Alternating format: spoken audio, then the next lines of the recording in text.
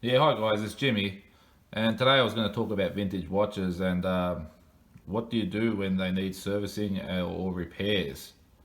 Because I've been asked this question before, and it's quite a hard one to answer because you have to trust the person that's going to repair it.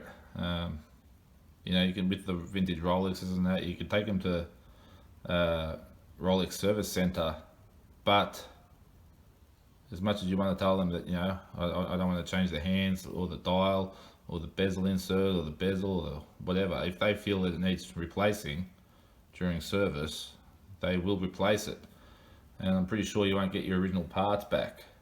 uh, so honestly, with all my vintage stuff, I've never sent it into the Rolex service center. I haven't had one. I've only had one vintage watch have issues. It was a chronograph. It was a Tudor Monte Carlo from 1972. I bought that off a dealer and was having issues within the first few weeks. And all it was I think the hands were slightly misaligned. I think that as the chronograph was running, when it get to a certain minute, the hands would interfere with each other. I think they'd touch each other or something. So it was a pretty minor fix anyway. But that's the only one that's ever stopped. I've had a problem with the 5513 where the setting lever, I think it broke. So when you try to pull the crown out to the position 1 to change the time, uh, it wouldn't work. So that was only very minor. And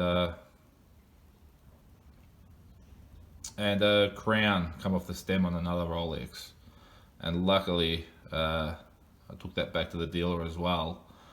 His watchmaker had a new old stock original crown, and because I buy a few watches through him, he didn't charge me for the crown. And the original early crowns, Rolex crowns, probably in the $400 to $500 range. So I was quite lucky there. I would have happily paid it just knowing that it's an original new old stock one, but even better than that, he just said don't worry about it. So that was great.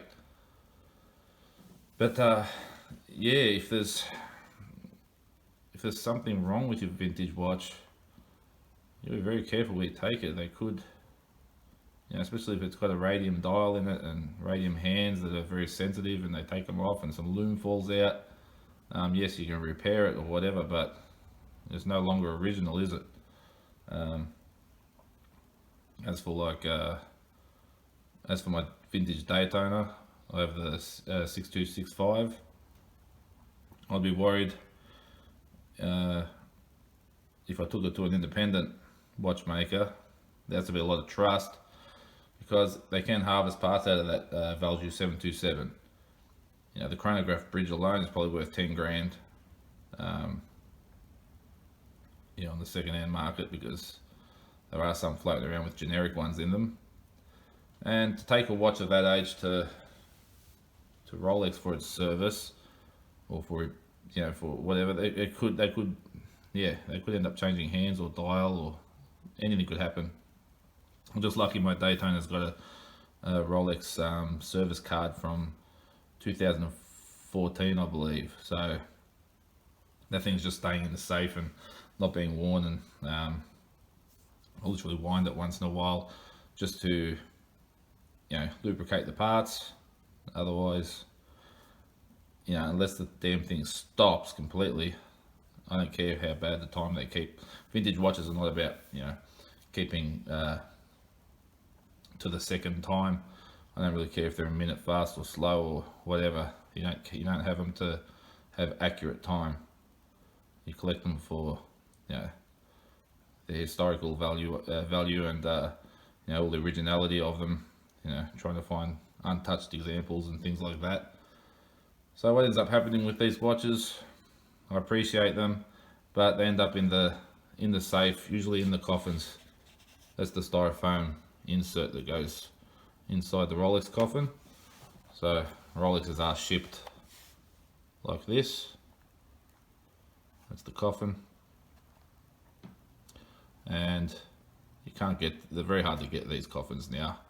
I don't think they hand them out to anyone pretty much, but I've got a fair few of them. over the past years, and I'll just keep the watches in them. It's pretty much impossible for them to get marked or scratched, as you can see the way it sits in there. And I don't know what these are going for now, but I know at one point, at one point the coffins were going for around 500 AUD, I think. So they're good for. Yeah, and I put a lacquer band on them so they don't pop open by mistake. The watch fall out. It's got a door on the back. Anyway, yeah, that's sort of a question to my viewers as well. I don't know what you guys do with your vintage stuff. I've got one dealer that I trust quite well, and but having said that, I haven't had any serious issues with watches with any of my vintage stuff. It's only been minor things. I mean, I don't wear them much anyway, so there shouldn't be any major problems with them. But you know, I'm just wondering what you guys do if you have you know, an independent watchmaker that you really trust, or you just take them into, as for Rolexes, you just take them into the Rolex Service Centre.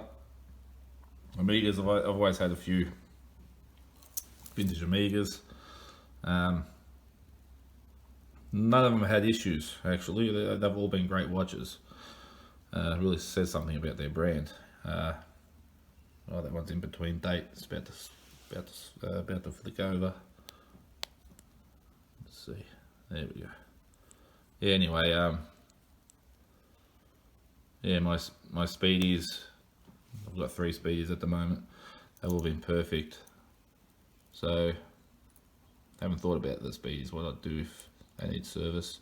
So I'm guessing if you take it to Omega, I don't know if they'll let you keep the original parts.